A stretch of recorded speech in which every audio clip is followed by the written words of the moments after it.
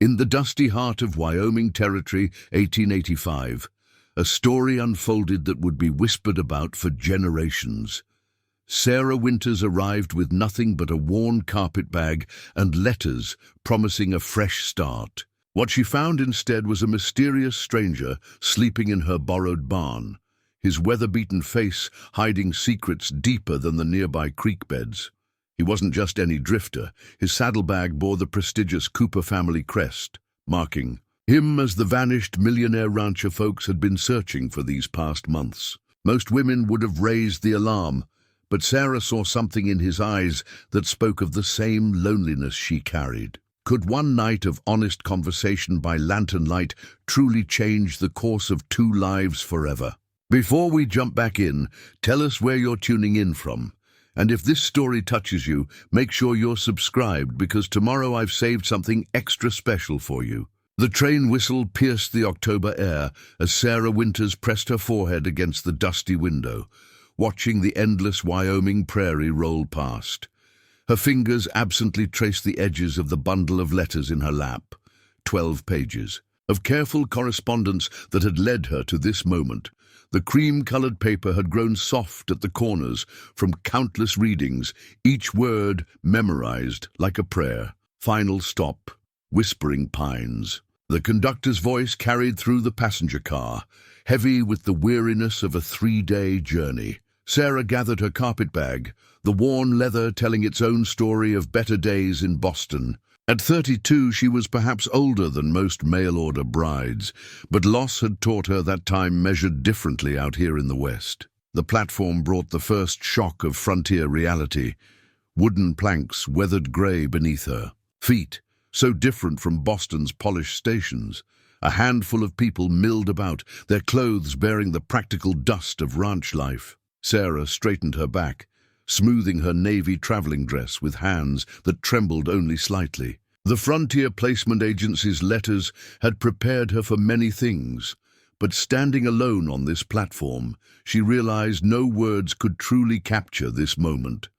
Mrs. Henderson waited exactly where she'd promised in her last letter, a sturdy woman in her 50s, gray-streaked hair tucked beneath a practical bonnet. Her eyes, sharp but kind, assessed Sarah with the direct gaze of someone used to making quick judgments. "Miss Winters?" She stepped forward, extending work-roughened hands. "Welcome to Wyoming Territory. I trust your journey was peaceful." "As peaceful as 3 days on a train can be," Sarah replied, managing a smile. "Thank you for meeting me, Mrs. Henderson, and for the generous offer of lodging until—" She let the words trail off, not quite ready to voice the rest, until she met the man who'd answered her advertisement, a rancher named Michael Brooks, who'd written of wanting a practical wife with a good head for figures. "Come along then. My wagon's just beyond the station. We'll have you settled in the cottage before sundown." Mrs. Henderson's efficiency was comforting in its own way. "It's not much, just the small place behind my farm with that old barn, but it's clean, and it'll serve until your intended returns from his cattle drive." They loaded Sarah's modest belongings into the wagon, the late afternoon sun casting long shadows across the street. Sarah caught fragments of whispered conversations as they passed the general store. Another mail-order bride? Awful. Late in the season? Brave or foolish?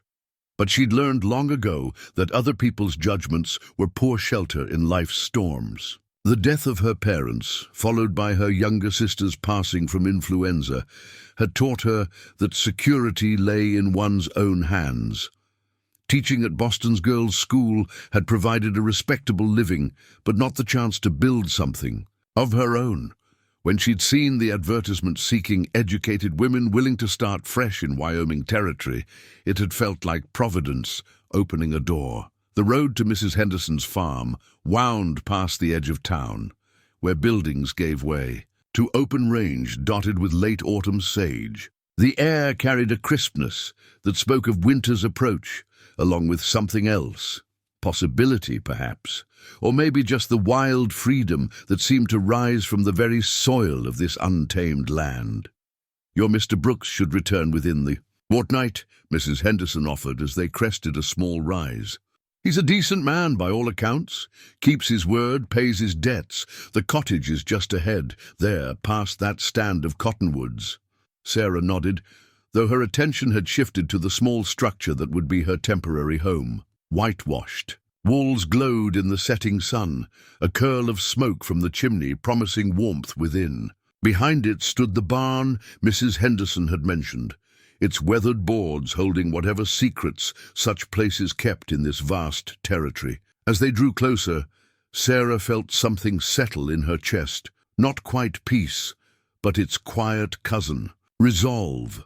Whatever waited in this new life, she would meet it with the same quiet strength that had carried her this far. She couldn't know then, as Mrs. Henderson's wagon creaked to a stop, that fate had already set in motion events that would test that strength before the next dawn's light. Night settled over the cottage like a heavy quilt, bringing with it the unfamiliar sounds of prairie wind and distant coyotes. Sarah had spent an hour arranging her few possessions, each item a small comfort against the vastness of her new world. The cottage offered simple amenities: a pot-bellied stove, a narrow bed with a fresh-smelling quilt, and a sturdy table beneath the window where she'd placed her mother's silver candlestick. A sudden rustling from the barn drew her attention. Mrs. Henderson had mentioned nothing about livestock, and in these parts, even the smallest detail could matter. Sarah lifted the lantern from its hook, wrapping her shawl tighter against the evening chill.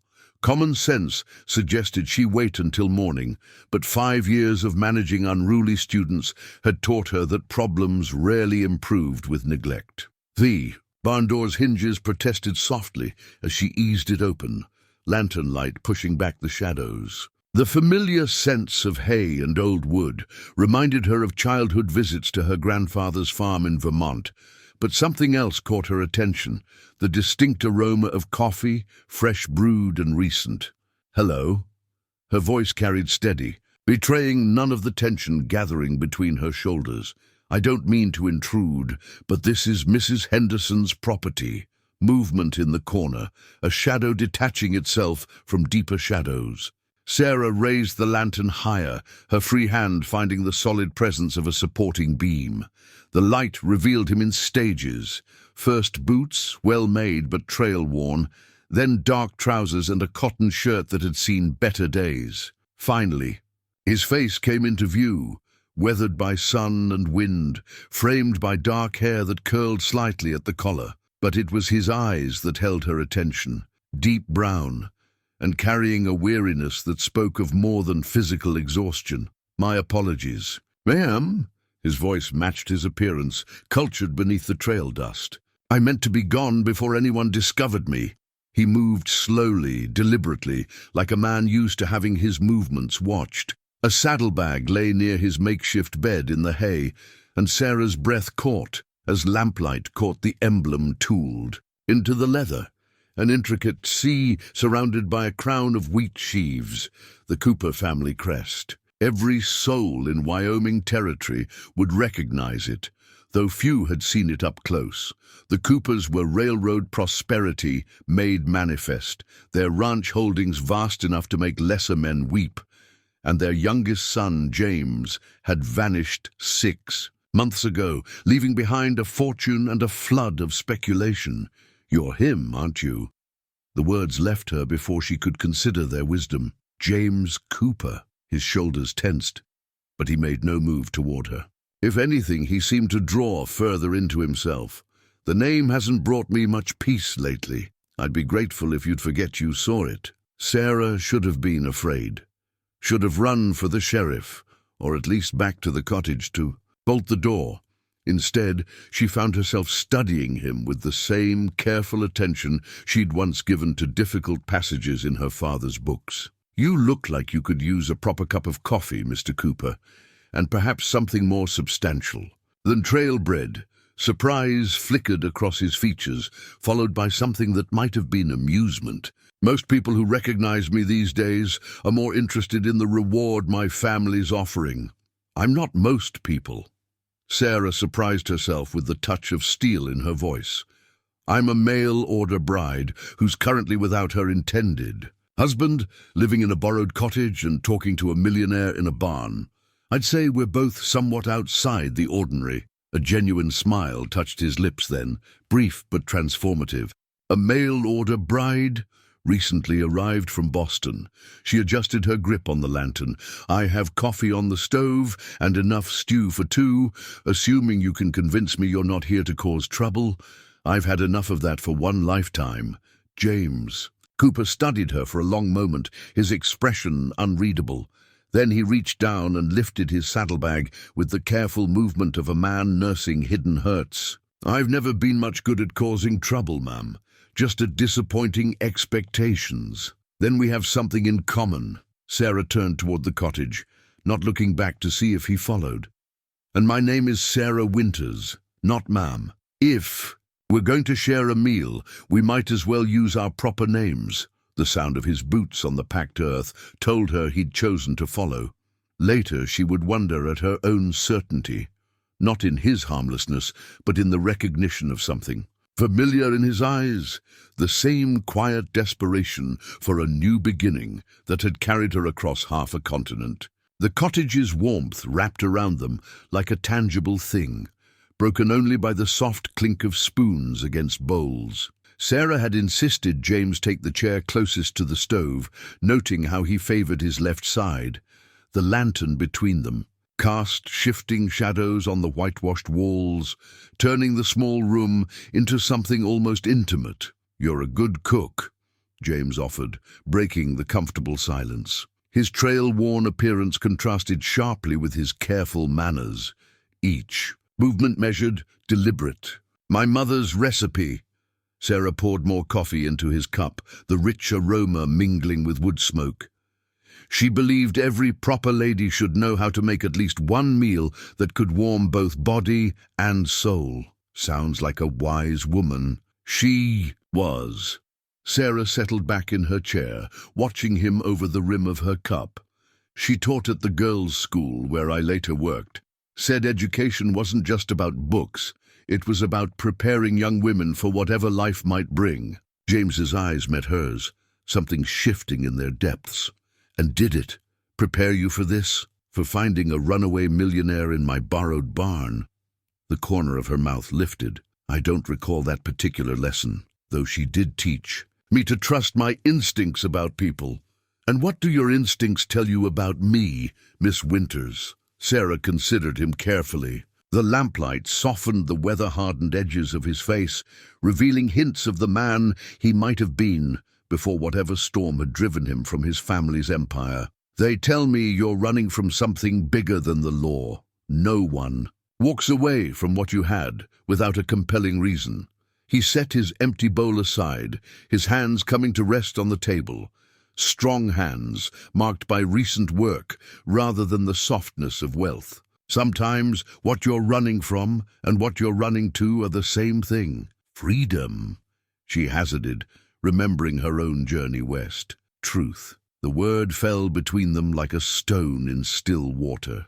Do you know what it's like, Miss Winters, to wake up one morning and realize everything you thought you knew about your life was built on carefully constructed lies? Sarah thought of the telegram that had shattered her own world 3 years ago. Her sister's death, the discovery of embezzled school funds that had paid for desperate treatments. Yes, she said simply, I do. Something in her tone must have reached him because he looked up sharply, really seeing her for perhaps the first time. Tell me, and so she did. The words came easier in the lamp's gentle light, spinning out the story of a younger sister's illness, of funds mysteriously appearing for treatments that should have been beyond their means, of discovering after Emily's death that their father had been taking money from the school's accounts, small amounts at first, then larger sums as desperation grew. I repaid every penny, she finished quietly. It took 3 years of teaching extra classes, living on barely nothing. The board never pressed charges out of respect for my father's memory, but everyone knew. The whispers followed me everywhere. So, you came west. So I came west. She managed a small smile.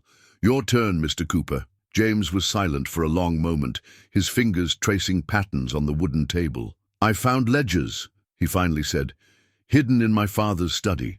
They showed how the Cooper fortune was really built, not just on railroad contracts and cattle, but on broken treaties with native tribes, on land stolen through forged documents, on rivals who mysteriously lost everything just when they were about to challenge our interests." The bitterness in his voice spoke of shattered illusions. I confronted him.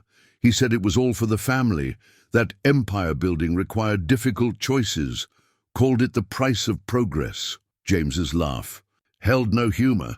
When I threatened to take the evidence to the authorities, he offered to make me full partner, said it was time I learned how the world really worked. "So you left instead, with nothing but what you see. Spent 6 months working ranch jobs, under assumed names, trying to figure out how to make things right without destroying everyone I've ever loved." He looked down at his hands. "My mother's health is fragile. The shock of a public scandal." Sarah reached across the table, her fingers brushing his wrist. The contact was brief but electric. "Sometimes the right path isn't the easiest one." "No," he agreed softly, "but sometimes the hardest road leads exactly where you need to go." His eyes met hers again, and something passed between them. Recognition, perhaps, of kindred spirits, shaped by difficult choices. The clock on the mantel chimed midnight, startling them both. Sarah realized they'd been talking for hours, the stew long cold in its pot, yet neither made any move to end the evening. "Tell me about Boston," James said, refilling their cups. "Tell me about teaching at your school." And so the night deepened around them, their conversation flowing as naturally as the creek behind the cottage. They spoke of books they'd loved, of dreams they'd held, of the small moments that had shaped their lives. With each passing hour, the weight of their respective pasts seemed to lift slightly, replaced by something lighter. Possibility, perhaps, or hope. The first hint of dawn crept through the cottage windows, painting the room in pearled light. Sarah stood at the stove, preparing fresh coffee, aware of James watching her from his place by the window. They'd talked through the night, their conversation, winding through memories and hopes until the line between stranger and confidant had blurred beyond recognition. "The town will be waking soon," she said, more to fill the growing silence than anything else. The morning light brought with it the weight of decisions to be made, paths to be chosen. "I should go." James spoke the words without moving, his voice carrying an undertone she hadn't heard before. "Before anyone sees me here." Sarah turned to face him, coffee forgotten. In the grey light of dawn, he looked both more and less than the mysterious stranger she'd found in her barn. More human, perhaps, with his guard lowered by hours of honest conversation, but also more troubled as reality pressed in around them. "And where will you go?" The question came softly, but it held the weight of everything they'd shared through the night. "I've been thinking about heading north, maybe into Montana Territory." He straightened from his lean against the wall, wincing slightly at the movement. "There's a Crow settlement there, where I once helped negotiate a fair grazing agreement. They might help me figure out how to make things right without destroying my family completely." Sarah felt something tighten in her chest. Alone. The word hung between them, heavy with meaning. James crossed the small room slowly, coming to stand before her. This close, she could see the flecks of gold in his brown eyes, the way his mouth held both strength and gentleness. "Sarah." Her name on his lips sent a shiver through her. "In these past hours, you've shown more understanding, more true nobility of spirit than I've found in a lifetime among society's finest. You deserve better than a man running from his past." "Perhaps," she agreed, meeting his gaze steadily. "But I've chosen a man running toward truth. There's a difference." His breath caught audibly. "What are you saying?" "I came west for a fresh start, to marry a man I'd never met." She gestured to the bundle of letters on the table. "Mr. Brooks seems like a decent enough person on paper, but in all his letters, he never once spoke of truth or justice or making things right. You've shown me more of your real self in one night than he has in months of correspondence." "Sarah." Her name came out rough with emotion. "You can't mean marry me." The words surprised them both, but Sarah continued, her voice growing stronger. "Not because you need help with your mission, though I would give it gladly. Not because I need saving from a loveless marriage.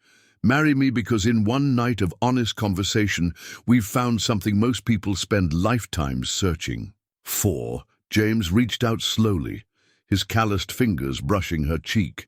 "You'd walk away from a secure future to join a man with nothing but troubles to his name." "You have more than troubles to your name, James Cooper." She leaned slightly into his touch. "You have integrity. You have courage.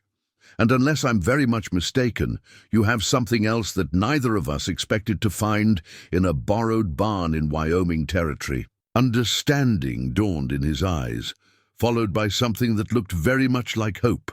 From his pocket, he withdrew a ring, a simple gold band with a small pearl, worn smooth with age. "My mother's," he explained softly. "The only thing of value I took when I left. She gave it to me years ago, said to save it for when I found someone who could see past the Cooper name to the man beneath." Sarah felt tears prick at her eyes as he took her hand. "The minister lives just past the general store," she whispered. "He's usually up at dawn for morning prayers." "It won't be easy," James warned, even as his fingers slipped the ring onto her hand. "My family will fight this. The truth I'm carrying could cost us everything. Or it could be the foundation for something better." She looked down at the ring, then back to his face. "Sometimes the most precious things are built on difficult beginnings." The sun was rising properly now, painting the eastern sky in shades of promise. They stepped out of the cottage together, the morning air crisp with autumn's bite. Sarah paused only long enough to leave a note for Mrs. Henderson, a simple explanation and her deepest thanks. Then, hand in hand, they walked toward town, toward whatever future they would forge together. Behind them, the worn carpetbag and the saddlebag with its Cooper crest waited side by side, two different paths merging into one. Ahead, the town was just beginning to stir, unaware that the morning's light would bring a story that would be whispered about for generations to come. Words spread through whispering pines like wildfire in dry grass. By the time Sarah and James emerged from Reverend Morrison's small church, the street had filled with townsfolk barely pretending to go about their morning business. The newly risen sun caught the simple pearl on Sarah's ring finger, and the whispers rose like wind through prairie grass. "That's James Cooper himself, the mail-order bride? But wasn't she promised to? 6 months missing, and now this." Sarah held her head high, her hands steady in James's as they descended the church steps. The Reverend's wife had served as their witness, her weathered face showing neither judgment nor approval as she signed the marriage certificate. Now that same document rested in Sarah's pocket, its fresh ink barely dry. Clarence Whitaker, editor of the town's weekly newspaper, pushed through the gathering crowd. His pencil was already flying across his notepad. "Mr. Cooper, the Territory's been searching for you these 6 months past. Your family's offered a substantial reward." "I'm aware of the reward, Mr. Whitaker." James's voice carried the quiet authority of his breeding, though his grip on Sarah's hand tightened slightly. "Though I trust your paper would be more interested in announcing my marriage to Miss Sarah Winters, now Mrs. Cooper." The pencil stilled. "Married, but she only arrived yesterday, meant for—" "Plans change," Sarah interjected smoothly. "Years of handling delicate school matters evident in her tone. Mr. Brooks will understand, I'm sure, when he returns from his cattle drive."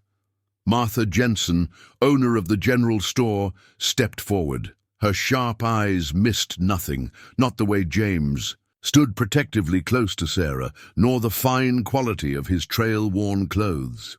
"Your family's been frantic, young man. Your mother's health has always been used to manage me." The words came quietly, but with steel beneath them. "I trust she's still making her weekly trips to the dressmakers, Mrs. Jensen?" A flush colored the shopkeeper's cheeks. Everyone knew the Cooper matriarch's delicate health had never interfered with her social obligations. The crowd parted as Mrs. Henderson's wagon rolled up, the older woman's expression a mix of exasperation and confused. concern. Sarah, I found your note, but surely this is the right decision, Sarah finished firmly, meeting her temporary landlady's gaze. Though I'll still need to collect my things from the cottage, if you'll permit it. Sheriff Tucker materialized from the gathering crowd, his badge catching the morning light. Mr. Cooper, there are some questions need answering about your disappearance. Your father's lawyer left papers, and I'll answer them, Sheriff. James's voice remained steady. But first, I'll see my wife safely settled, unless you're suggesting I'm under arrest. The sheriff's weathered face showed the calculation behind his eyes. No local lawman would risk arresting a Cooper without ironclad cause, no matter how unusual the circumstances. No arrest, he said finally, but I'll expect you both at my office before sundown. Sarah felt James relax slightly beside her. You'll have our full cooperation, Sheriff. Now, if you'll excuse us. They moved through the parting crowd toward Mrs. Henderson's waiting wagon. Sarah caught fragments of conversation that painted the full picture of what they faced. Poor Mr. Brooks. To lose his bride to a Cooper. Always knew that family had secrets. Marriage won't protect him if there's real trouble. Mail order bride for less than a day, and now she's one of the richest women in the territory. The last comment stung more than Sarah expected. She'd spent years rebuilding her reputation after her father's scandal, and now some would see her as nothing more than an opportunist. As if reading her thoughts, James helped her into the wagon and spoke softly, for her ears alone. They'll talk regardless of what we do. The truth of us belongs to no one else. Mrs. Henderson clucked to her horses, turning them toward the cottage. Her silence spoke volumes, but when she finally spoke, her words surprised them both. I suppose I'll need to send word to Mr. Brooks that his intended has found another path, though something tells me there's more to this story than meets the eye. Yes, ma'am, James acknowledged. More than most would believe. Well then, the older woman's hands were steady on the reins. Perhaps you'd best tell me what kind of storm we're brewing here, before it breaks over all our heads. Sarah looked at her new husband, saw the weight of decision in his eyes. They'd agreed during their dawn conversation that they'd need allies, people of substance who could stand witness to the truth when the time came. Mrs. Henderson, with her quiet authority and connections throughout the territory, could be just such an ally. It's a long story, Sarah said carefully, one that goes to the heart of how fortunes are made and lost in this territory. Child, Mrs. Henderson's voice held a lifetime of frontier wisdom. All the important stories do. Now let's get you packed and settled somewhere more private than my cottage. Something tells me you'll both need a proper fortress before this tale plays out. The wagon rolled on through the awakening town, leaving a wake of speculation behind it. By sunset, the story would reach every corner of the territory. By dawn, it would be racing toward the Cooper estate on telegraph wires. The wheel of consequence had begun to turn. The telegram arrived at the Cooper estate while the family sat down to breakfast.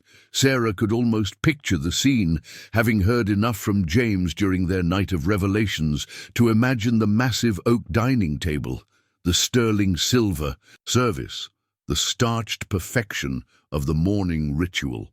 She wondered which servant had brought the message that would shatter their carefully maintained facade. Now, in the fading light of day, she and James sat in the private parlor of Whispering, Pine's only hotel, waiting. The town's telegraph operator had warned them. Thomas Cooper, James's older brother, was arriving on the evening train. They'd spent the day preparing, meeting with Sheriff Tucker, securing rooms at the hotel, and most importantly, retrieving James's carefully hidden evidence from a lockbox at the town's small bank. He'll try to charm you first, James said, his voice tight with knowing. Thomas has always been father's perfect heir, smooth, calculated, ruthless when required. Sarah adjusted the cuffs of her best dress, the one she'd planned to wear when meeting Mr. Brooks. And when charm fails, threats most likely, though he'll call them reasonable alternatives. James paced to the window, watching the street below. The Cooper family doesn't handle defiance well. The distant whistle of the approaching train cut through the evening air. Sarah rose, smoothing her skirts with steady hands. Then, perhaps it's time they learned. The knock came 20 minutes later, 3 sharp raps that spoke of authority accustomed to immediate response. James opened the door to reveal a man whose resemblance to him was striking, yet somehow fundamentally different. Where James wore his prosperity like a discarded coat, Thomas Cooper wore his wealth like armor. Little brother. Thomas stepped into the room, his tailored suit pristine despite the long journey. His gaze swept past James to Sarah, assessment sharp behind his practiced smile. And this must be the bride, Mrs. Sarah Cooper, she corrected firmly, meeting his eyes. Please, won't you sit down? Something flickered across Thomas's face. Surprise, perhaps, at her direct manner. He chose the room's best chair, every movement calculated for effect. I must say, James, you've outdone yourself this time. Running away was dramatic enough, but marrying a mail-order bride, mother's beside herself. Is she? James remained, standing, positioning himself subtly between his brother and Sarah. Or is she playing her usual role in father's performance? Don't. Thomas's smile thinned. Don't taint mother's genuine concern with your crusade.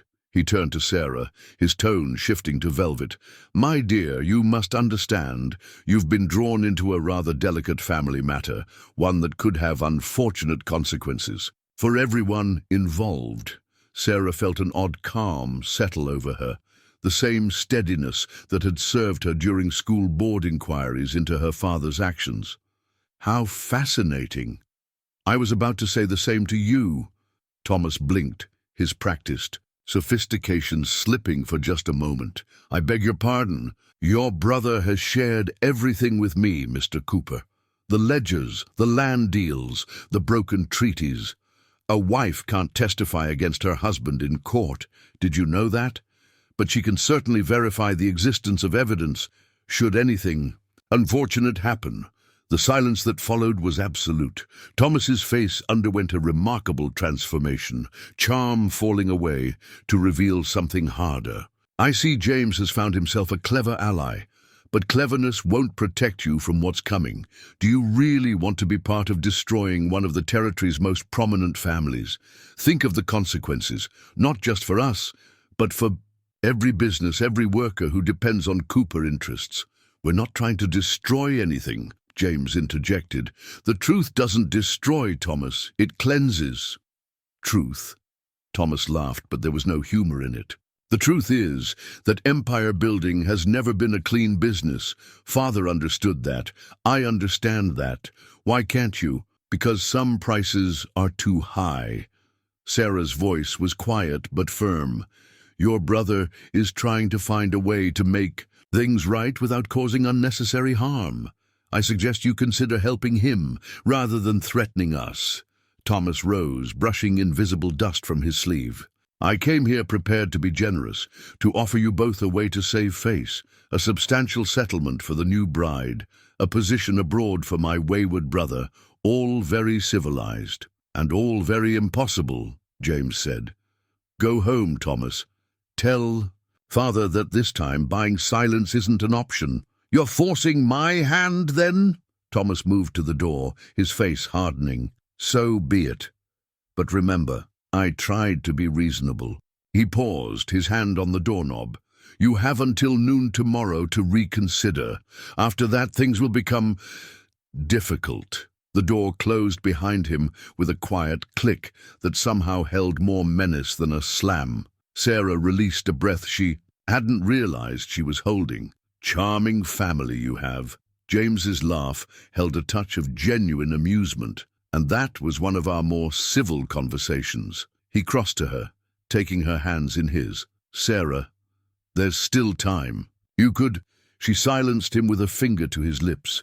Don't. We made our choice at dawn, remember. Whatever comes, we face it together. Outside their window, lamps were being lit along the town's main street, pushing back the gathering darkness. Somewhere in that darkness, Thomas Cooper was already setting plans in motion. But here in this room, Sarah felt an odd sense of peace. They had truth on their side, and sometimes that was the strongest weapon of all. In the quiet hours after Thomas's departure, James spread the contents of his lockbox across their hotel room's writing desk. Sarah lit extra lamps, their golden light illuminating decades of careful documentation, ledgers, land deeds, correspondence, that traced the rise of the Cooper Empire like a map of shifting morality. "This is where it began," James said, carefully unfolding a yellow document. 1858, my grandfather's first ranch purchase. His fingers traced the signatures at the bottom. "Notice anything strange about the seller's mark?" Sarah leaned closer, her years of teaching handwriting serving her well. "The X is too precise. Someone used to signing their name trying to look illiterate." "Exactly." James's voice held quiet approval. The supposed seller was a Cheyenne chief who'd been educated at a mission school. He could write in both English and his native language. But somehow, on this deed, he made his mark instead. The document trembled slightly in his hands. Sarah covered them with her own, steadying both paper and man. "Tell me the whole story. Help me understand what we're really fighting for." James drew a deep breath, looking around their room as if seeing beyond its walls to the past itself. "The Coopers weren't always wealthy. My grandfather worked as a scout for the railroad surveys, learned which lands would be valuable once the tracks were laid. He was clever, ambitious, and utterly ruthless." He selected another document, this one bearing an official territorial seal. "By the time my father inherited the ranch, the pattern was set. Land grabs disguised as legal purchases, cattle brands that mysteriously changed, small ranchers who found themselves in sudden debt, forced to sell at pennies on the dollar. And your father continued it? Refined it." James's laugh held no humor. "Where grandfather used brute force, father used banks and lawyers. More civilized, he called it. But the results were the same." He lifted a leather-bound ledger. "This is his masterwork. 20 years of systematic corruption documented in his own handwriting. He was proud of it, you see. Thought he was teaching Thomas and me how to be proper empire builders." Sarah moved to the window, watching the quiet street below. A drunk stumbled from the saloon across the way, reminding her that life continued, normally for most, even as their own world shifted. "You said there were broken treaties. 3 major ones." James joined her at the window, his reflection ghostly in the glass. "Father discovered that the territorial governor had never properly filed several tribal agreements. Used that oversight to claim thousands of acres of grazing land. When the tribes protested," he trailed off, the weight of unspoken consequences hanging in the air. "The authorities sided with the wealthy rancher." Sarah finished softly. "Money speaks louder than justice out here." He turned from the window, his face shadowed. But it wasn't just the tribes. Small farmers, immigrant ranchers, anyone who stood in the way. They all learned that opposing Cooper interests was costly, sometimes fatally so. Sarah thought of her own father, of desperate choices made from love. "And now you want to make it right." "I have to try." James retrieved a particular document from the desk, handling it with special care. "This is the original ranch deed, before all the expansions, before the empire building. Just 500 acres of good grazing land honestly purchased. Everything beyond that was built on lies. What are you thinking of doing?" "Return what was stolen. Not all at once, that really would destroy too many innocent lives, but systematically, legally. The tribal lands first, then compensation for the smaller ranchers who were forced out." He looked at her, vulnerability clear in his eyes. "It will mean living much more simply. The Cooper name might never recover." Sarah picked up his mother's ring from where it rested on the desk, studying how the lamplight played on its modest pearl. "This ring, you said your mother gave it to you for someone who could see past the Cooper name." "She did. Perhaps she knew even then that the name needed to change, that someone would have to choose truth over empire." Sarah slipped the ring back onto her finger. "We'll need help. Allies who understand both law and justice." James gathered the documents carefully, returning them to their lockbox. There's a lawyer in Cheyenne, Samuel Hawkins.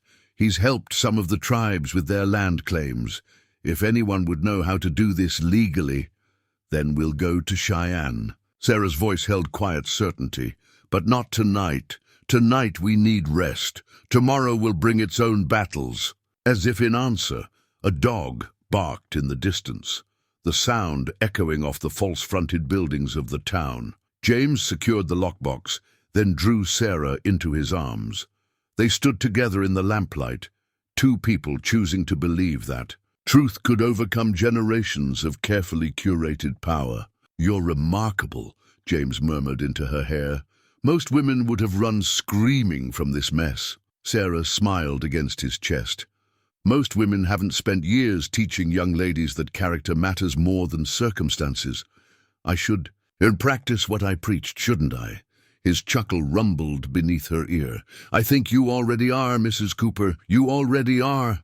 Dawn painted the hotel room in shades of possibility as Sarah opened her journal, a simple leather-bound book that had traveled with her from Boston. Her careful handwriting filled the first pages with accounts of the journey west. Now she faced a blank page with a new story to tell. October 15th, 1885. "In less than 2 days, I have gone from mail-order bride to Mrs. James Cooper. The town cannot decide whether to pity or envy me.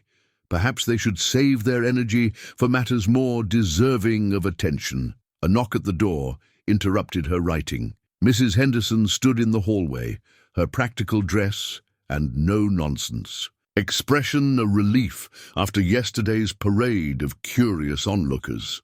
"Good morning, Mrs. Cooper." The older woman's use of her new name carried no judgment. "I've brought what you requested." Sarah ushered her in, grateful for her efficiency.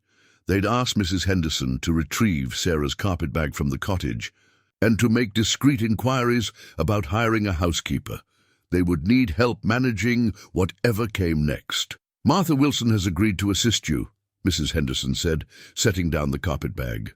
"She's worked for some of our finest families, knows when to speak and when to stay silent. More importantly, she's no friend of Thomas Cooper, not since he foreclosed on her brother's ranch last spring." Sarah nodded, recognizing the value of staff whose loyalty didn't lie with the Cooper family. "Please thank her for me." "When can she start?" "This afternoon. And I've taken the liberty of sending word to Madame Beaumont's dress shop. A Mrs. Cooper can't be seen in mail-order bride clothing, no matter how fine it might be for a schoolteacher." The practical reminder of her changed status struck Sarah with sudden force. She sank into a chair, her journal forgotten on the desk. "I never thought I'd need to manage a household of this prominence. In Boston, we had one maid for the entire school." Mrs. Henderson's face softened. "You managed 50 young ladies and their various dramas. You can manage this. Besides," she added with a hint of steel, "from what your husband shared yesterday, you'll have bigger concerns than household management." Before Sarah could respond, another knock echoed through the room. This time a hotel porter stood outside, holding a silver salver with calling cards. "Begging your pardon, Mrs. Cooper, but these ladies are most insistent on paying their respects." Sarah took the cards, recognizing names James had mentioned during their night of revelations. Women of prominence in the territory, wives of men, whose fortunes were intertwined with Cooper interests. "They're testing the waters," Mrs. Henderson observed dryly, "seeing whether you'll sink or swim in their social pool. Then we'd best not keep them waiting." Sarah squared her shoulders, years of managing difficult school board meetings coming to her aid. "Would you stay, Mrs. Henderson? Your presence would be most helpful." The parlor of the Whispering Pines Hotel had never seen such a gathering. 4 of the territory's most influential women sat in careful arrangement, their mourning dresses and carefully modulated voices speaking of power wrapped in propriety. "My dear Mrs. Cooper," Mrs. Ashworth, wife of the Territorial Bank's president, took the lead. "We felt we simply must welcome you properly to our little society." "How unexpected your marriage," added Mrs. Blackwood, whose husband owned 3 silver mines. "Such a romantic story, though one does worry about hasty decisions." Sarah poured. tea with steady hands, her Boston education serving her well. Hardly hasty, Mrs. Blackwood. James and I discovered we shared rather profound views on matters of importance. Yes, we'd heard.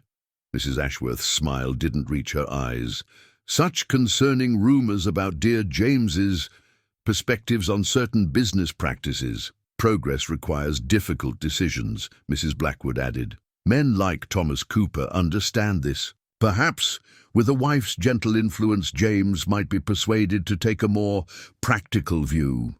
Sarah set down her teacup with a soft clink. Ladies, let us speak plainly. You're here to determine whether I'll be an ally or an obstacle in maintaining the status quo. I suggest you consider a third option. I might be a harbinger of necessary change. The silence that followed could have frozen the morning tea.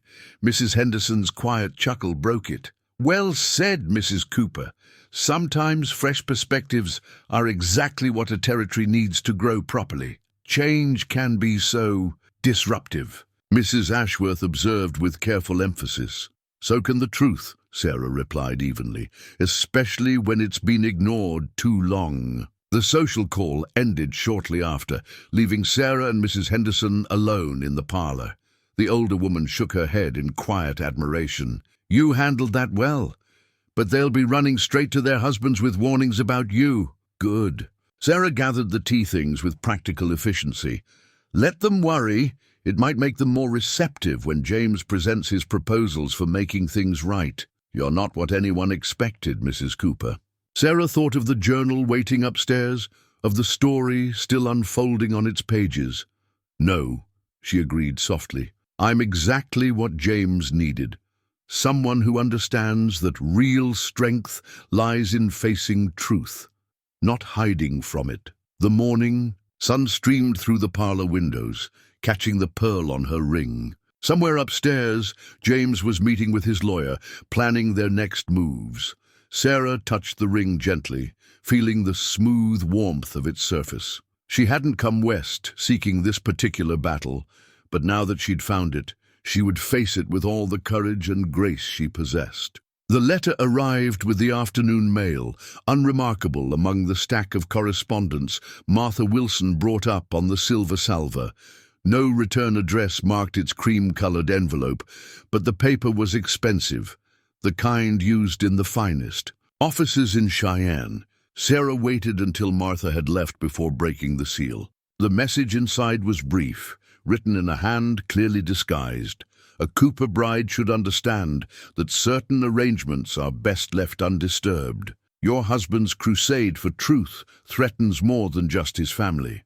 Consider carefully whether your new marriage is worth the cost of such disruption. Not all accidents can be prevented, even in the best families. She was still holding the letter when James returned from his meeting with the local land office. One look at her face had him crossing the room in quick strides. What's happened? Sarah handed him the letter wordlessly. His face darkened as he read, jaw tightening beneath his neatly trimmed beard. I should have expected this. Father's influence reaches far beyond our family. Mrs. Ashworth mentioned something at tea about certain business practices being necessary for progress. Sarah moved to stand beside him at the window. How many powerful families are involved in these land deals? Most of them, one way or another. James's reflection in the glass looked troubled. The Ashworths, the Blackwoods, the Petersons, they've all benefited from Father's methods. Some knowingly, others choosing not to look too closely at their good fortune. A commotion in the street drew their attention. A group of ranch hands had gathered outside the saloon, their voices carrying up to the second floor. Heard Cooper's son is trying to give land back to the Indians. Next thing you know, he'll be saying we should return the whole territory. Man's gone soft in the head, if you ask me. Sarah watched the men, noting how their anger seemed almost rehearsed. Thomas works quickly. He's had practice. James turned from the window, running a hand through his hair. When I was 15, a newspaper editor in Laramie started asking questions about some of Father's railroad contracts. Within a week, half his advertisers pulled their business. Within 2, his own printer refused to work with him. By month's end, He'd sold the paper for a fraction of its worth and left the territory.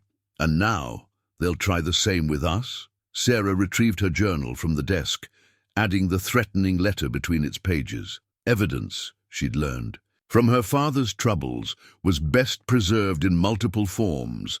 They'll start with intimidation. James's voice held the weight of certainty. Then they'll move to more direct pressure. The bank might suddenly question our drafts. Suppliers could become reluctant to do business. It's an old playbook, but effective. A knock at the door interrupted them. Martha stood there with Samuel Hawkins, the lawyer James had telegraphed from Cheyenne. The attorney's travel-stained clothes suggested he'd ridden hard to reach them. Mr. Cooper, Mrs. Cooper. Hawkins nodded to them both, his dark eyes sharp, beneath grey brows. I came as soon as I could. There are developments you need to know about. They settled in the sitting area, Martha bringing fresh coffee before withdrawing discreetly. Hawkins pulled papers from his battered leather satchel. 2 things, he began without preamble. First, your brother Thomas has filed papers questioning your mental competency, James. Claims your sudden marriage and delusional accusations about family business practices suggest instability. Sarah felt James stiffen beside her. And the second thing, someone's been asking questions in Boston. Hawkins looked at Sarah. About your father's involvement with the school funds, Mrs. Cooper. Very detailed questions. The old shame tried to rise, but Sarah pushed it down. Let them ask. I repaid every penny. They're not interested in the repayment, Hawkins said quietly.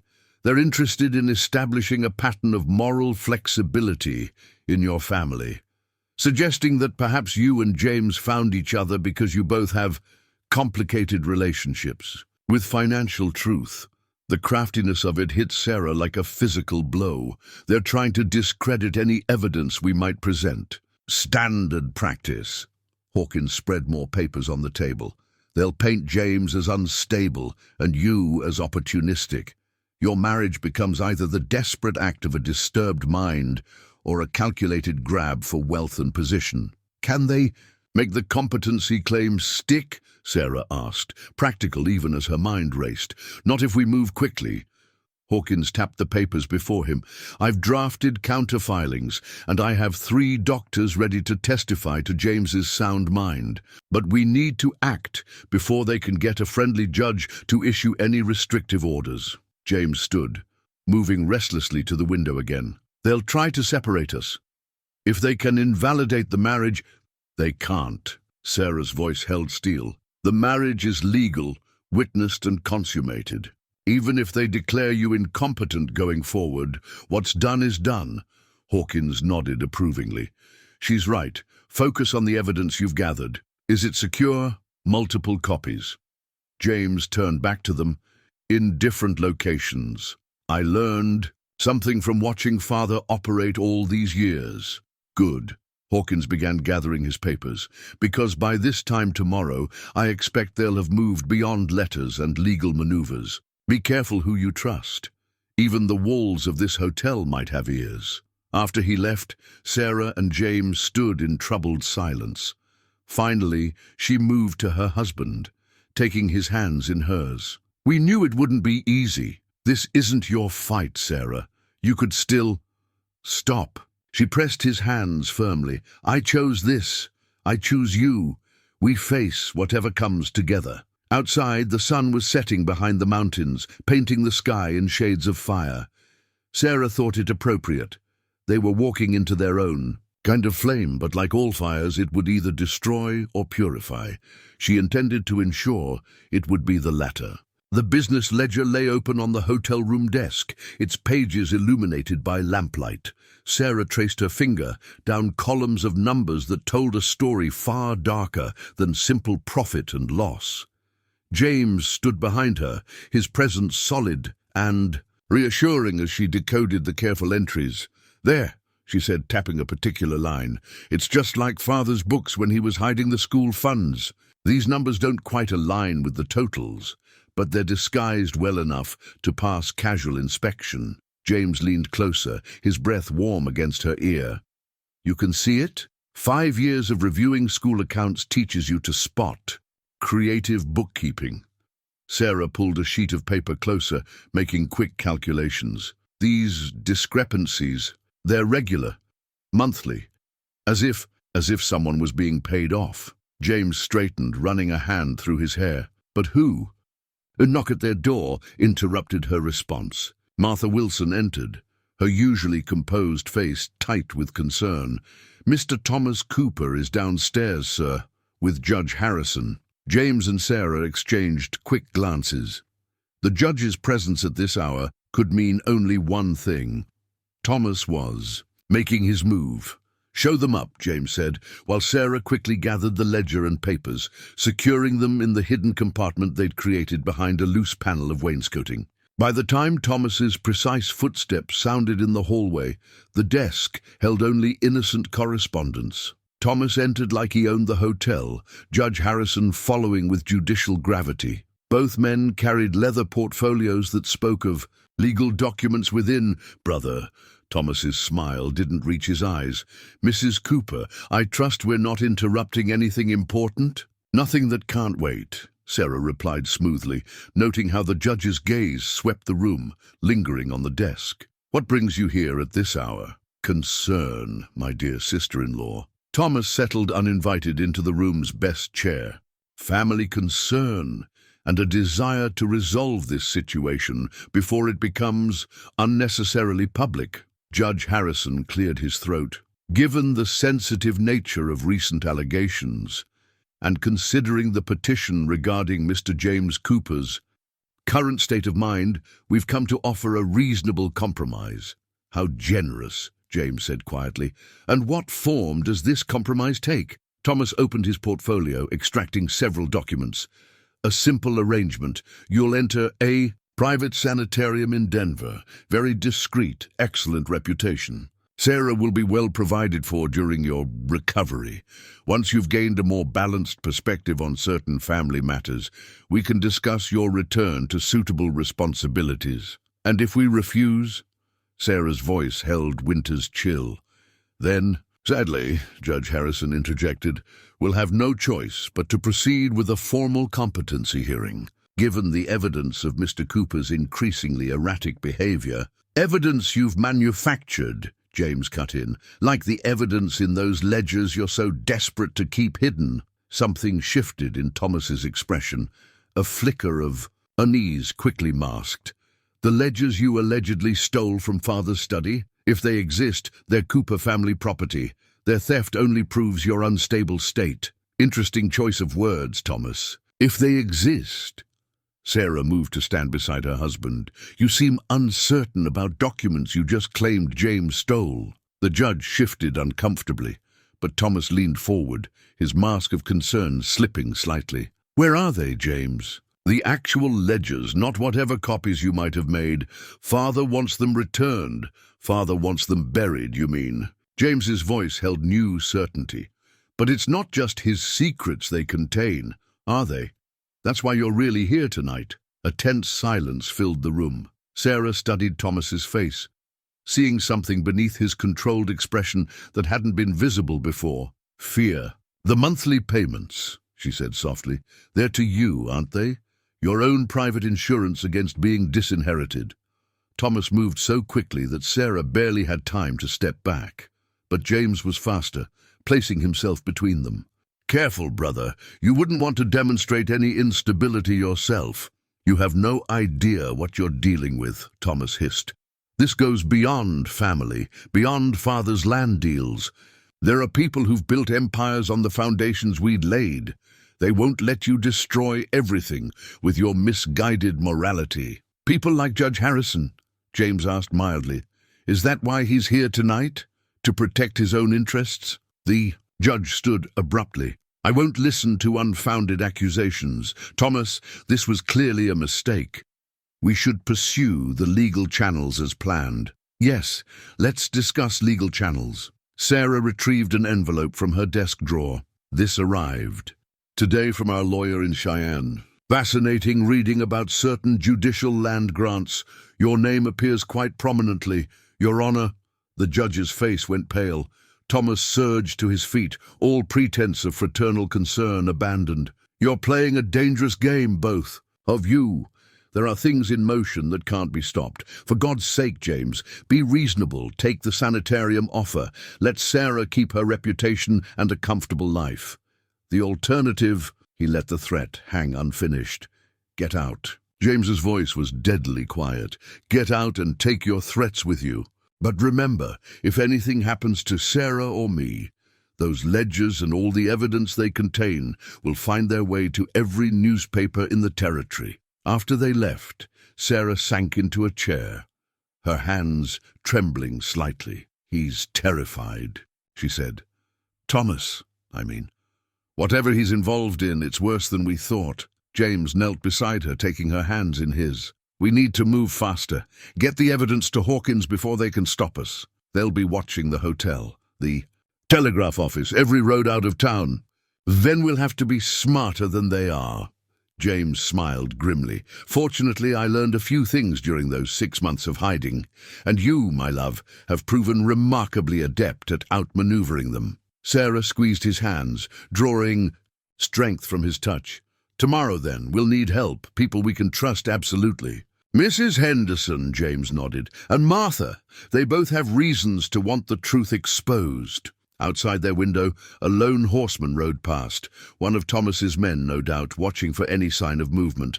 But up here in their room, Sarah felt an odd calm settle over her. They had truth on their side, and each other. Sometimes that was enough to change the course of history. Dawn had barely broken when the Cooper family carriage rolled into Whispering Pines, its polished black lacquer reflecting the early morning light. Sarah watched from their window as Augustus Cooper himself descended, followed by his wife Eleanor. Their arrival transforming the sleepy town's main street into an impromptu theater. He brought Mother. James's voice held complex emotions. She hasn't traveled since her health crisis last spring.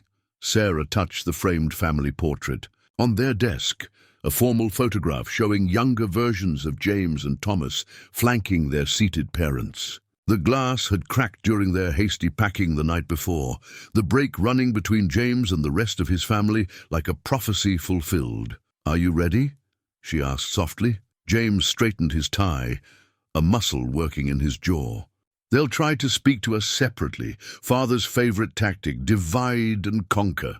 Then we don't let them. Sarah smoothed her best morning dress, armor of a different sort. Together, remember? The confrontation unfolded in the hotel's private parlor, with Mrs. Henderson and Martha Wilson stationed strategically nearby. Augustus Cooper dominated the room by sheer force of personality, his silver hair and tailored suit speaking of power earned and kept through ruthless determination. James, his voice filled the space like aged bourbon, smooth but with a burn beneath. You've caused quite enough drama, don't you think? Time to end this foolishness. Eleanor Cooper perched on the parlor's best chair, every inch the family. Matriarch despite her supposed fragility. Darling, we're here to help. This enthusiasm for reform, these wild accusations, it's not like you, isn't it? James stood by the fireplace, one hand resting on the mantel. Or is it exactly like the son you raised, Mother? The one you taught to value truth above expedience? Truth. Augustus's laugh held no humor. You want truth, boy? Here's truth. You're destroying everything I built, everything I meant to pass. On to you and Thomas. And for what? Some misguided notion of justice? For what you stole from others, Sarah interjected quietly. For lives ruined and promises broken. Augustus turned to her, really seeing her for the first time. Ah, yes, the mail-order bride. Tell me, my dear, did you think you were marrying into comfort? Security? Is that why you've encouraged his delusions? I married a man of conscience, Sarah met his gaze steadily. Something you might have been once before empire building became more important than honor. Honor?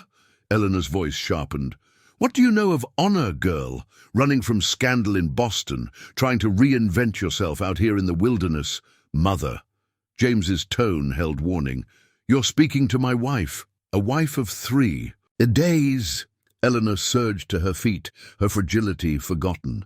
This marriage is a sham, a convenient shield for your crusade. Well, it ends now. Thomas has the commitment papers ready. Once you're safely under treatment, no. The word fell like a hammer blow. James crossed to stand beside Sarah. You've played that card already. It failed. Nothing has failed. Augustus's voice turned dangerous. You have no idea what's really at stake here, son. The ledgers you stole, the evidence you think you've gathered. It goes beyond our family. Men of real power are involved. They won't let some idealistic fool with a mail-order bride destroy decades of careful work. Men like Judge Harrison? Sarah asked. Or perhaps the territorial governor himself? Something flickered in Augustus's eyes. Surprise, quickly masked. You're out of your depth, both of you. This is your last chance. End this now. Return what you've taken. Accept the help we're offering. The alternative... He let the threat hang. The alternative is truth, James said quietly. However costly it might be. Truth. Augustus stepped closer, his control slipping. Truth is what I say it is. Truth is what I built from nothing, what I carved out of this wilderness while better men failed. You think those tribes we bought out could have developed this land? You think those immigrant farmers could have built something lasting? I took what they couldn't handle and made it into something great. You took what wasn't yours to take. James's voice held steel now. And you taught Thomas to do the same. The monthly payments in those ledgers. Did you know your eldest son was blackmailing you, father? Insurance against being cut out of the empire? Augustus went very still. Eleanor sank back into her chair, color draining from her face. Thomas wouldn't. Ask him, Sarah suggested. Ask him about the separate accounts, the carefully hidden withdrawals. Ask what he's been protecting himself against all these years. You've done it now. Augustus's voice was deadly quiet. You think you're clever, girl? Playing one son against another? By tonight, you'll wish you'd never stepped off that train. Is that a threat, father? James stepped forward. Because every word you've spoken has been witnessed. Mrs. Henderson. The older woman appeared in the doorway, followed by Martha Wilson and Sheriff Tucker himself. The sheriff's expression was grave. As he stepped into the parlor, I heard enough, he said quietly, including the threat against Mrs. Cooper. I'm afraid you'll need to come with me, Mr. Cooper. We have some questions about certain land deals that have recently come to light. Augustus Cooper looked at his son, really looked at him, perhaps for the first time in years. You've destroyed everything, he said softly. I hope you can live with that. I can live with truth, James replied. Can you?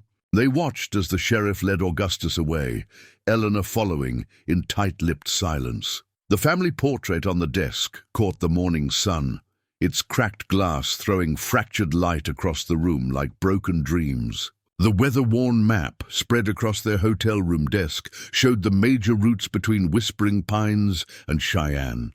Sarah traced the rail lines with one finger, while James marked alternate trails in pencil, both aware that time was running. Short. Thomas will move quickly now, James said, marking another possible route. With father in custody, he'll try to secure the ledgers before anyone else can see them. Mrs. Henderson's boy saw riders heading east, Sarah added, adjusting the lamp to better illuminate the map's faded details. At least 6 men, well armed. The afternoon sun cast long shadows through their window, marking the passage of precious hours. Augustus Cooper's arrest had sent shockwaves through the territory's power structure. Already, telegrams were flying. Between influential families, alliances shifting like sand in a winter wind. Martha Wilson appeared at their door, her face tight with fresh news. Mr. Thomas was seen at the bank, ma'am, meeting with Mr. Ashworth and some men from Cheyenne, and Mrs. Cooper, your mother-in-law. She's taken the afternoon train east. Running to her sister in Denver, James nodded. She'll try to distance herself from whatever's coming. Sarah studied the map again, seeing beyond its geographical markings to the web of power it represented. The railroad junction at Silver Creek. That's where they'll try to stop us, isn't it? It's the bottleneck. James traced the route with his finger. Any traffic to Cheyenne by rail or road has to pass through there. Thomas knows that. A knock at the door brought Sheriff Tucker, his expression grave. "You should know. Judge Harrison just released your father on bond. Irregularities in the arrest paperwork," he said. "How much time do we have?" Sarah asked, already moving to gather their essential documents. "Not much. Harrison's given them 24 hours to clarify certain legal matters. After that," the sheriff shrugged eloquently. James rolled up the map, his movements precise. "They'll use that time to eliminate any evidence against them. Samuel Hawkins is expecting us in Cheyenne with the ledgers. You'll never make it by regular means," the sheriff interrupted. "They're watching the trains, the stage routes, even the telegraph office. Had to arrest one of Thomas's men for trying to intimidate the operator." Sarah opened their hidden panel, retrieving the crucial ledgers. "Then we'll need to be irregular, won't we?" Mrs. Henderson appeared behind the sheriff, her practical face set with determination. "My brother runs a way station 12 miles north. He's no friend to the Coopers, not since they undercut his freight business. He'll have fresh horses waiting. And my cousin's boy knows every back trail to Cheyenne," Martha added. "He's young, but he's reliable." James looked at Sarah, a silent question in his eyes. She nodded firmly. "We knew this might happen. The plans we made?" "Yes." He turned to their allies. "Mrs. Henderson will need your brother's help tonight. Martha, get word to your cousin. Sheriff, don't tell me anything." Tucker held up his hands. "Officially, I'm investigating reports of cattle rustling north of town. Won't have time to look for missing persons until tomorrow afternoon." Sarah secured the ledgers in oilcloth, protecting them against any weather they might face. "We'll need to split up," she said quietly. "They'll be looking for us together." "No," James's response was immediate. "It's too dangerous. It's our best chance." She touched his arm gently. "They'll expect you to protect me, keep me close. They'll never believe you'd let me travel alone." "Because I wouldn't," he said roughly. "Sarah, these men are looking for a couple traveling together." She smiled slightly. Not a respectable widow visiting her sick sister in Cheyenne, and certainly not a ranch hand delivering horses to the army depot. Mrs. Henderson nodded approvingly. "She's right. I have just the outfit for a proper widow. Black bombazine, very correct. And Martha's boy can spare his work clothes." The sheriff cleared his throat. "Sun's getting low. If you're going to move, it needs to be soon." James pulled Sarah close, his arms fierce around her. "I don't like this. I know." She breathed in his scent, drawing strength from his embrace. "But we knew it wouldn't be easy. Trust me to do my part, just as I trust you." They spent the next hour in careful preparation. Sarah changed into the borrowed widow's dress, while James transformed himself into a weathered ranch hand. They divided the ledgers between them, hiding Sarah's portion in her carpetbag beneath feminine necessities, while James's share went into his saddlebags wrapped in horse blankets. "Remember," Mrs. Henderson instructed as she adjusted Sarah's. "Black veil. You're Mrs. Sarah Wilson, recently widowed, traveling to your sister in Cheyenne. Keep to yourself, speak little, and stay close to other women when possible. And you," Martha told James as she roughened his hands with dirt from the stables, "are Jim Watson delivering replacement horses to the army. Don't talk about wages or conditions. Thomas has men among the regular drovers." The sun was touching the horizon when they made their final preparations. Sarah's borrowed mare and James's trail horse waited in the stable behind the hotel. They would leave separately by different routes, with plans to meet at Samuel Hawkins's office in Cheyenne. 2 days, James said softly, holding her one last time. "If you're not there by sunset, I will be." Sarah kissed him quickly. "I promise." They parted without further words, each carrying pieces of the truth that could reshape the territory's future. Outside, the October wind picked up, carrying the scent of approaching winter. Storm clouds gathered in the darkening sky, as if nature itself prepared to hide their escape.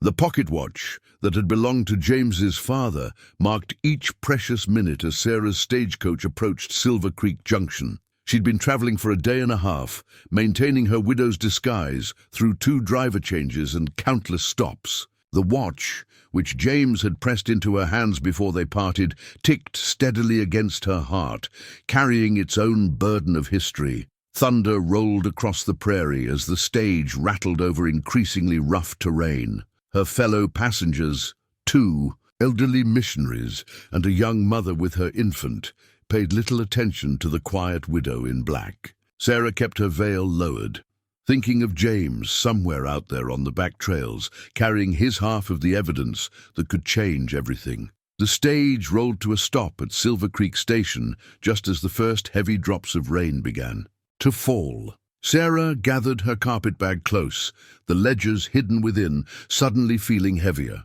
Through her veil, she saw what she'd been dreading. Armed men lounging too casually near the station door, their eyes sharp despite their relaxed poses. "Papers, please." One of them straightened as passengers began descending. "Territory's got wolves running. Need to check everyone through." Sarah's heart jumped, but her hands remained steady as she presented her forged documents. Mrs. Sarah. Wilson widow, traveling to her sister in Cheyenne. She'd nearly made it past when a familiar voice froze her in place. "Now what have we here?" Thomas Cooper emerged from the station office, elegant despite the dusty surroundings. A lady traveling alone in these troubled times. Before Sarah could react, horses thundered into the yard, riders coming in hard despite the weather. Her heart leaped as she recognized James among them, no longer disguised as a ranch hand, but sitting tall in the saddle like the Cooper he was. Born to be. "Step away from my wife, Thomas." Everything happened at once. Thomas's men reached for weapons while James's riders spread out, creating a protective circle around Sarah. The other passengers scurried for shelter as the rain began, falling in earnest. "Amazing timing, brother." Thomas's smile didn't reach his eyes, almost like you planned it. "We did." Sarah lifted her veil, meeting her brother-in-law's gaze steadily. "Your men aren't very subtle when they're watching the stage routes, and you're not as clever as you think." Thomas nodded to someone behind them. "Check the lady's carpetbag." "Thoroughly." "I wouldn't." James's quiet voice carried over the rain.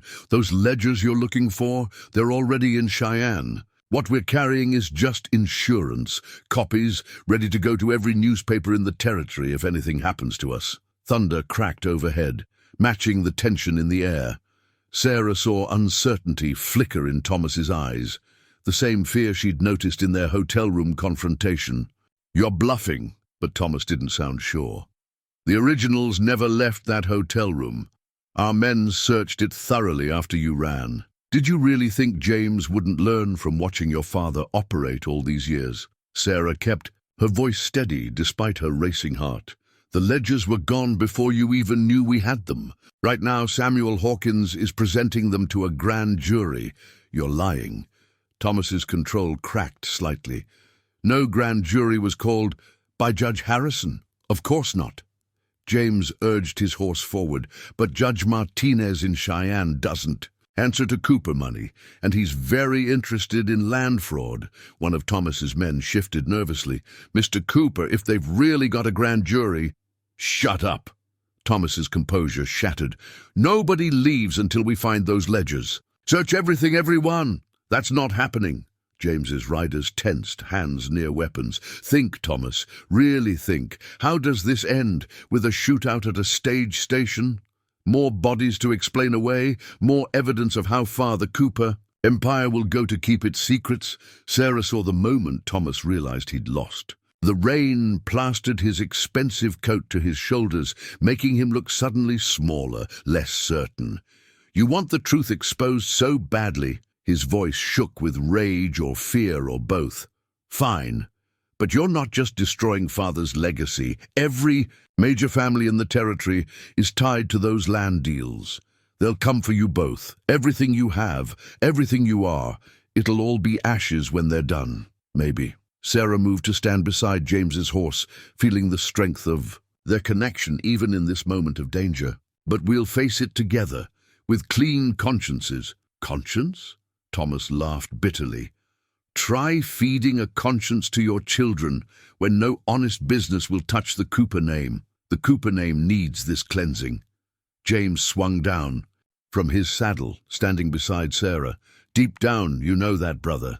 Help us make it right." For a moment, just a moment, something shifted in Thomas's expression.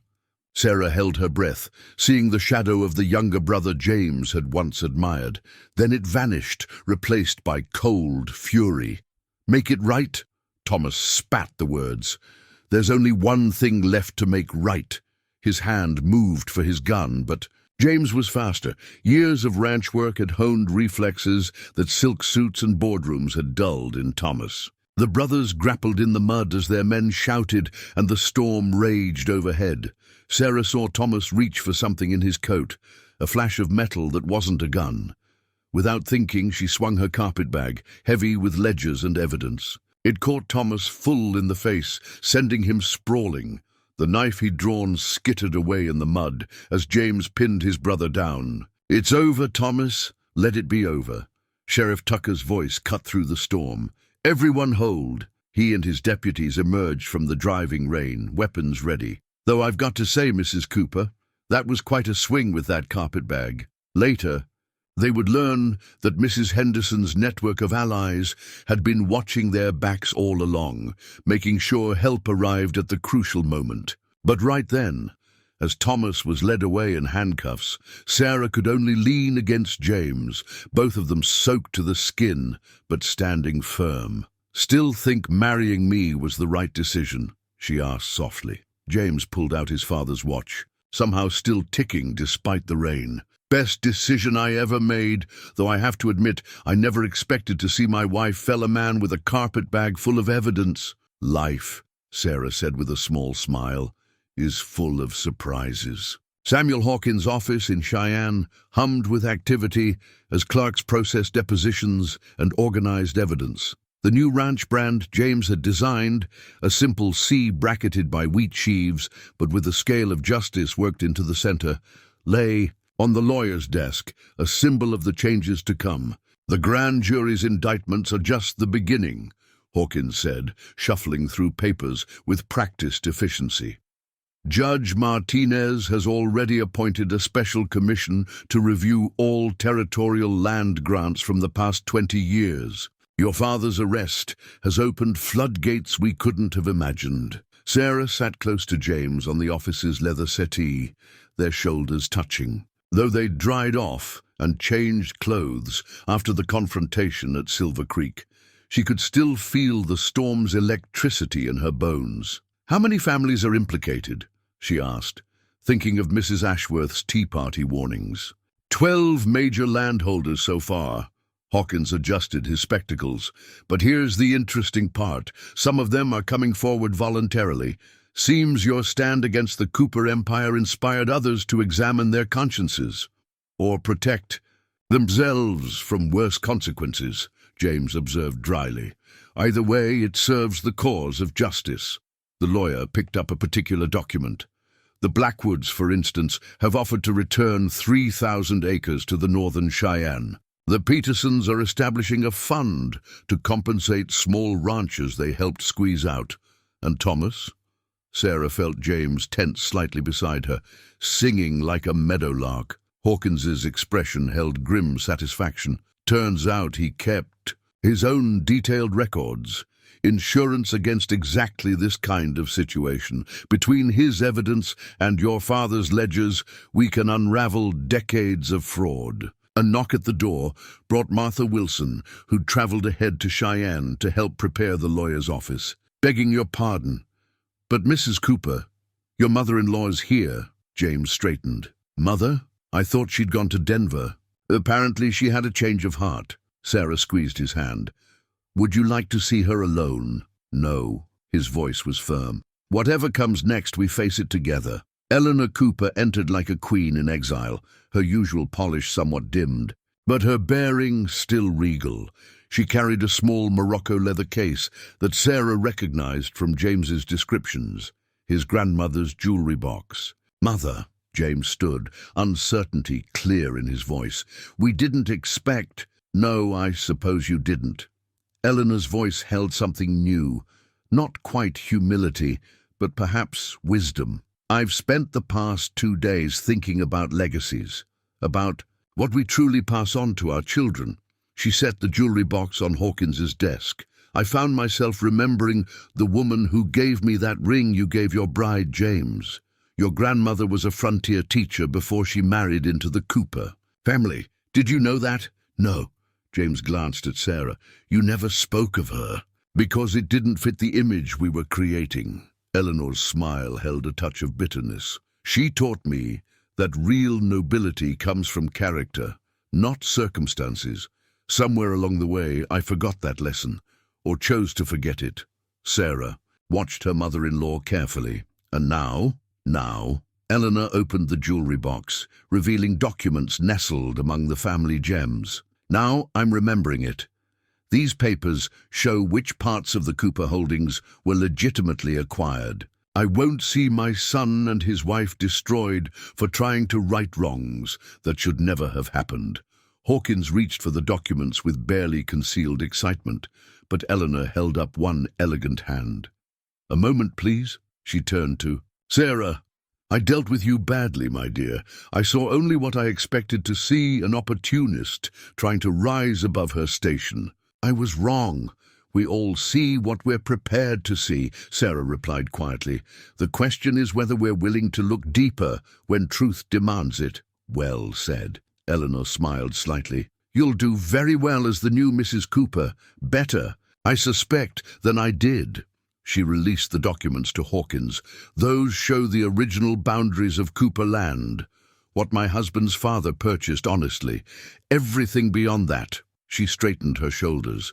Everything beyond that should be made right. James moved to his mother, emotion clear on his face.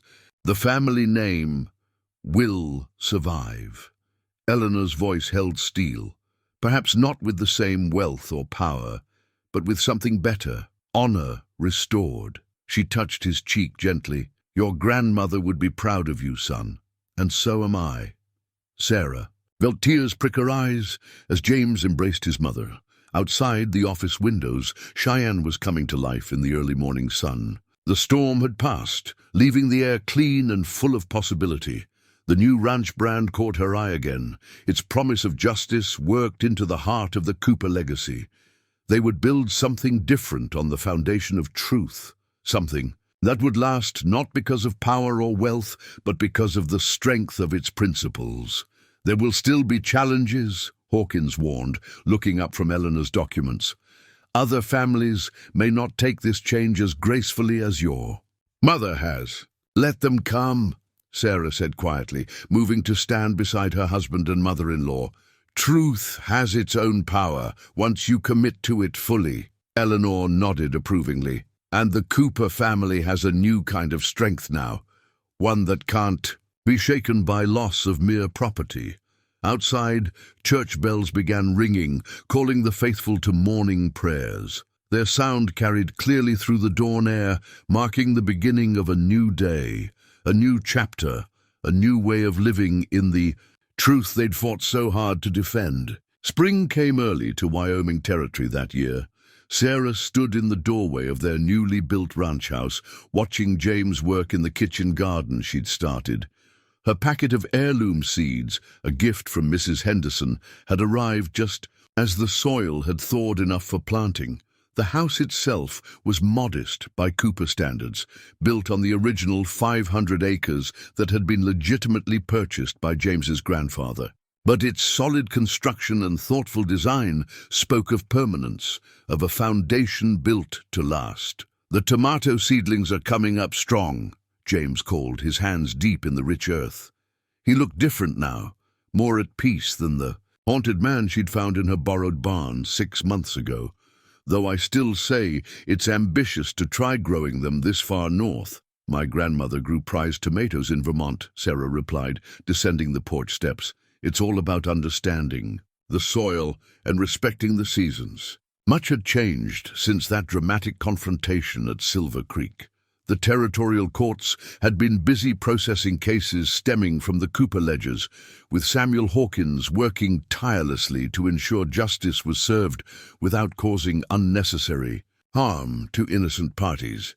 Augustus Cooper had accepted a plea agreement, avoiding prison by providing evidence against others involved in the land fraud scheme. He and Thomas were now in Denver, stripped of most of their wealth, but free to begin again. Eleanor had chosen to remain in Wyoming, moving into a comfortable house in Cheyenne, where she was gradually rebuilding her place in society. This time, on more honest terms. "Mrs. Wilson brought over another batch of preserves this morning," Sarah said, kneeling beside James to check the neat rows of planted seeds. Martha had stayed with them, proving invaluable as they established their new household. "She says the general store in town is interested in carrying them." James smiled, remembering how their former housekeeper had blossomed into a respected businesswoman once given the opportunity. Between her preserves and Mrs. Henderson's investment in that freight company, the ladies of Whispering Pines are becoming quite the entrepreneurs. Speaking of business, Sarah brushed soil from her skirts as she stood. Samuel Hawkins' letter arrived. The first group of restored landowners wants to meet about establishing a cooperative banking system. They're tired of relying on the big eastern banks that helped enable the old corruption. A bank owned by the people who actually work the land? James straightened, his expression thoughtful. It could work, especially with someone managing it who understands both numbers and ethics. Sarah caught his meaning and laughed softly. "Are you suggesting the former Boston school teacher might have found her true calling in frontier banking? You've certainly proved yourself skilled at managing complex situations." He drew her close, uncaring of the garden soil on his hands. "And everyone trusts you after the stand we took." The spring breeze carried the scent of fresh earth and new possibilities. In the distance, they could see riders approaching, probably Mrs. Henderson and some of the tribal representatives who were helping them establish fair grazing agreements with neighboring ranches. "Did you ever imagine," Sarah asked, "when you first ran away from your father's empire, that things would turn out like this?" James looked around at their modest but thriving homestead. The barn held just enough horses for their needs. The cattle they'd kept were the ones they could manage properly without exploiting others, and most importantly, they had the respect of their neighbors, earned through actions rather than bought with power. "No," he admitted, "I thought I was choosing between justice and happiness. I never dreamed I'd find both in a borrowed barn." Sarah touched the pearl ring that still graced her finger. "Your grandmother would be proud of what we're building here, a different kind of legacy." Speaking of legacy, James's hand dropped to rest gently on her belly, where the first subtle signs of their coming child had begun to show. "What shall we teach this one about the Cooper name?" "We'll teach them that names are what we make of them," Sarah said firmly, "that wealth isn't just about money, and that true strength comes from standing for what's right." The riders were closer now, and they could see Mrs. Henderson waving in greeting. There would be business to discuss, decisions to make about the future of the territory they all shared. But for this moment, Sarah and James stood in their garden, surrounded by new growth and possibilities. "We should plant an apple tree," Sarah mused, "something that will grow with our family, bear fruit for generations to come." "On one condition," James smiled. "We plant it together." "Always together," Sarah agreed, thinking how far they'd come. From that first night of honest conversation by lamplight, it's the only way to build something that lasts.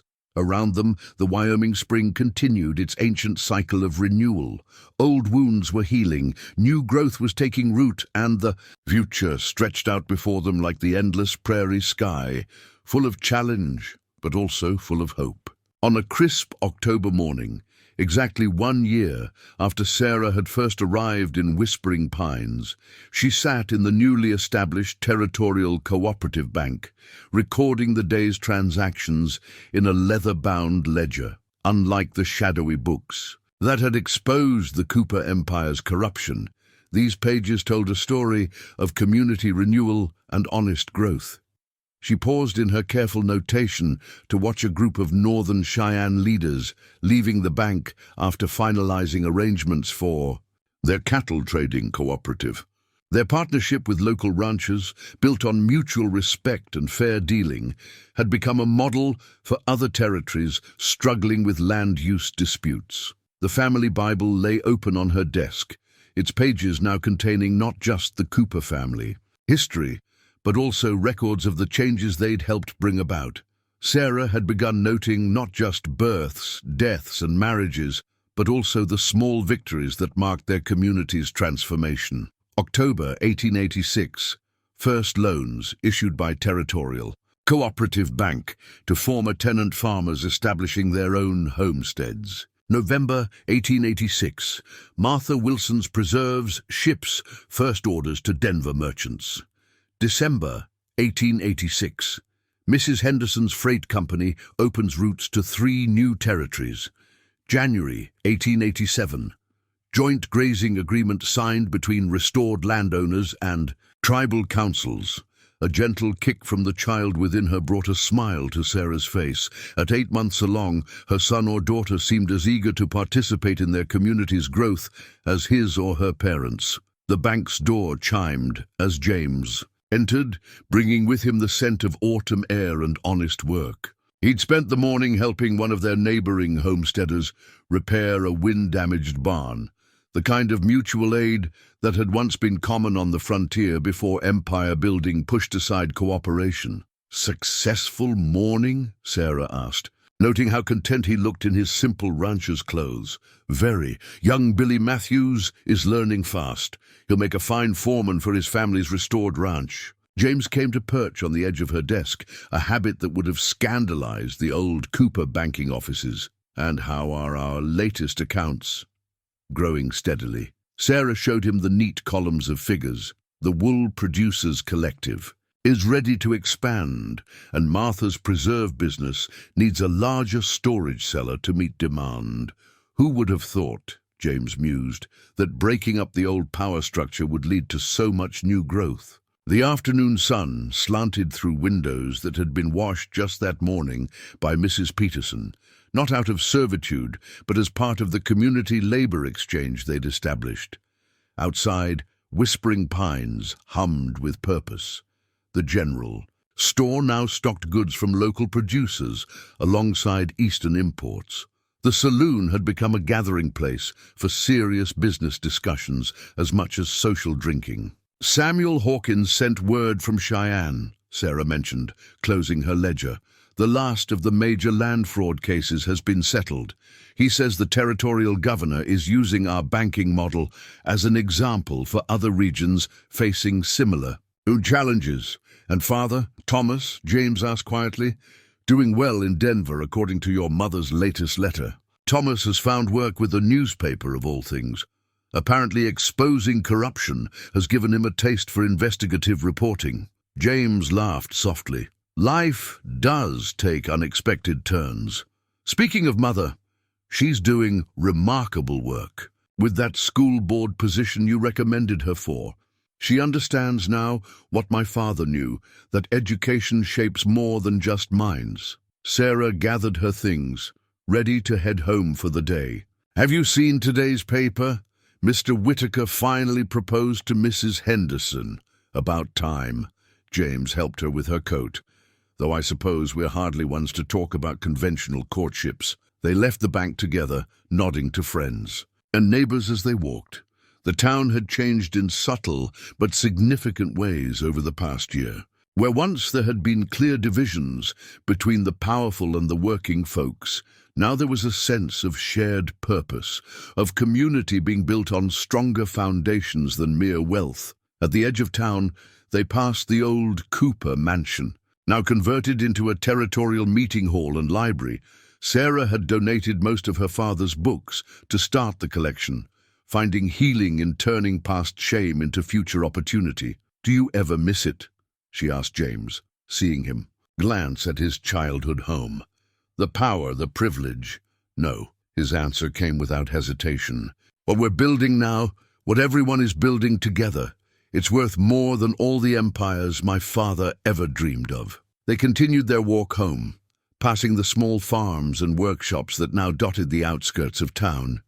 Each represented a family building their own future, supported by fair loans and honest opportunities rather than crushed under the weight of corrupt power. The setting sun painted the prairie gold, touching everything with the promise of tomorrow. Their modest ranch house waited ahead, its kitchen garden still producing late vegetables, the young apple tree they'd planted together standing straight and strong against the autumn wind. We should add today's bank successes to the family Bible, Sarah mused as they approached home, for the little one to read someday, along with the story of how his mother changed an entire territory by being brave enough to trust a stranger in a barn, along with the story of how his father was brave enough to choose truth over empire, Sarah corrected gently, and how together they found something better than either could have imagined alone.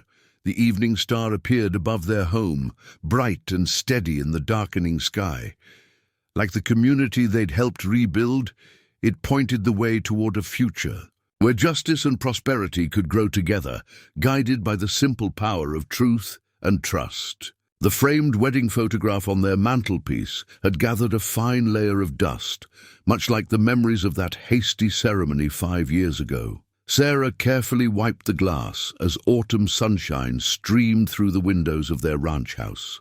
The image captured them just as they'd been, James still trail-worn, Sarah in her mail-order bride dress, both of them alight with purpose rather than passion.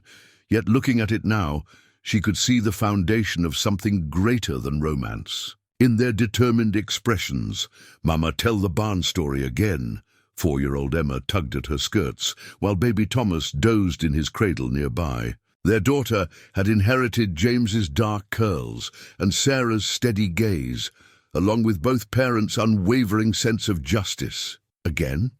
Sarah smiled, settling into the rocking chair. "Don't you tire of hearing how your papa was hiding in Mrs. Henderson's barn?" "He wasn't hiding," Emma corrected with the certainty of a child who'd memorized every detail. "He was waiting for you to find him." From his desk by the window, James looked up from the quarterly reports of the Territorial Cooperative. Bank with a gentle laugh. "Is that how the story goes now?" "That's how all the best stories go," Sarah replied softly. "People finding exactly what they need, even when they're looking for something else entirely." Outside their window, Whispering Pines had grown into a testament to what truth and trust could build. The bank's success had sparked similar cooperatives across 3 territories.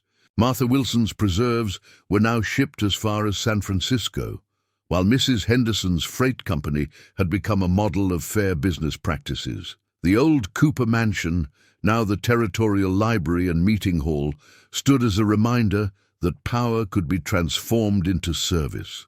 Even Thomas, reporting for his Denver newspaper, had written of their community as an example of frontier justice done right. "And they lived happily ever after?" Emma prompted, knowing how her favorite story should end.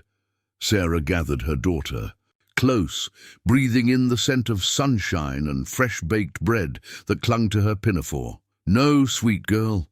They lived truthfully ever after, and that's a far better thing."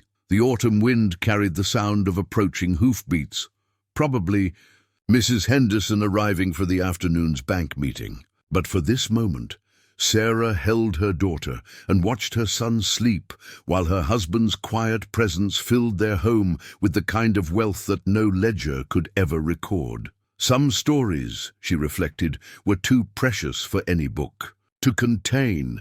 They lived instead in changed hearts, in communities rebuilt, and in the legacy of choosing truth over power, love over empire, one decisive moment at a time.